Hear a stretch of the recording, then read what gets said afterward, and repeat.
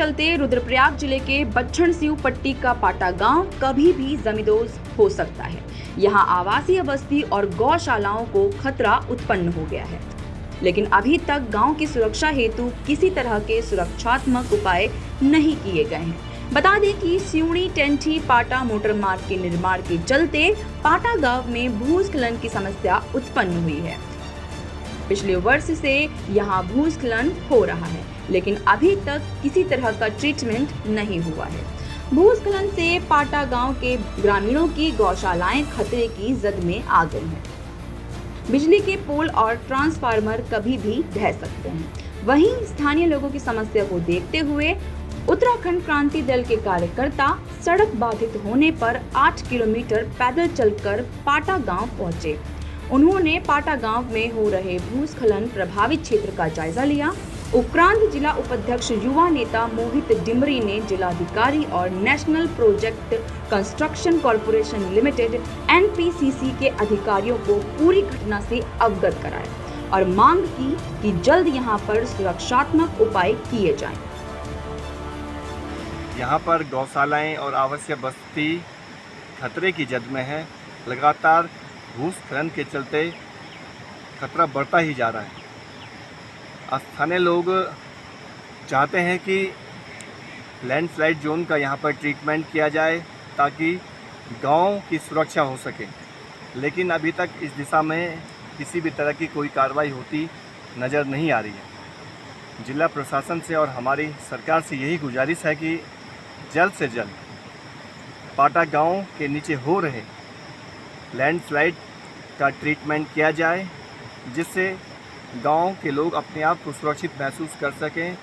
जब भी यहां पर बारिश होती है, स्थिति यह बन गई है कि लोग अब अपने घरों को छोड़ने के लिए मजबूर हो गए हैं। ग्राम प्रधान पुष्पा देवी ने कहा, इस वर्ष हुई भारी बारिश के बाद भूस्खलन तेजी से हो रहा है। इसके बावजूद सुरक्षा दीवार का निर्माण नहीं किया जा रहा है। कई बार संबंधित विभाग से शिकायत के बावजूद अभी तक कोई कार्रवाई नहीं हुई है। पुश्तैनी घर कभी भी ढह सकते हैं। मवेशियों को भी खतरा उत्पन्न हो गया है। पशुओं से ही ग्रामीणों की आजीविका चलती है। तेजी से हो रहे भूस्खलन के कारण ग्रामीणों के सामने सबसे बड़ी समस्या ये है कि पशुओं को लेकर जाएं तो जाएं कहां। रहने के लिए भी कोई दूसरा ठिकाना नहीं है। भूस्खलन से ग्रामीणों के आवासीय भवनों को खतरा बना हुआ है। हाँ साहब, हमारा यहाँ जो ये ट्रांसमीटर भी पूरा जाने वाला है। ये 6-7 गौशाला और 4 मकान जो है ये बहुत जो है खतरे में जीर्ण अवस्था में है। ये बिल्कुल इतना इनका खतरा है। रात को कभी भी स्लाइडिंग होकर के ये पूरा परिवार दब सकता है और हमारी गाड़ी वहाँ फंसी हुई है। इसको निकालने के लिए हमारे पास कोई साधन नहीं है, क्योंकि पूरा स्लाइडिंग से जो है पूरी रोड दबी हुई है।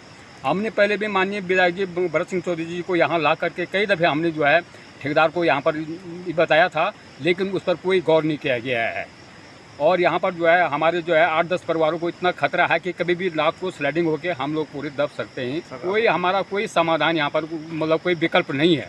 गांव का जो है खतरा है, गांव के लिए खतरा है। दूसरी बात है, गौशाले हैं हमारे, अब आने जाने का रास्ता नहीं है, बचे हुए।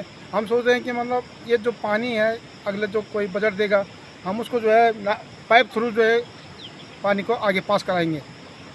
और बाकी गांव के लिए विकास के लिए जो भी गवर्नमेंट देगी सरकार, उसको हम अग्रिम करेंगे। हाँ जी सर, हमारी जैसे देख सकते हैं आप कि यहाँ पे पूरी लैंड स्लाइडिंग हो रही है और गांव को बहुत खतरा बना हुआ है।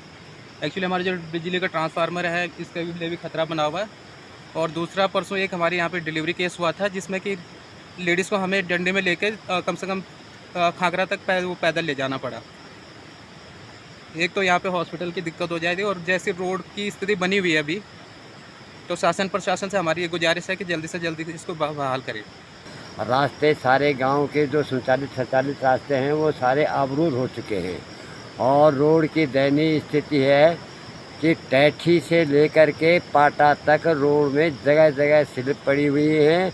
माननीय विधायक जी से भी हमने कई बार गुंजाइश की है, मंडल अध्यक्ष से हमने गुंजाइश की है, ग्रामीण मंडल अध्यक्ष से भी हमने ये कहा है कि भाई यहाँ पे कोई एक मशीन भेजो इसको स्लिप साफ करने के लिए।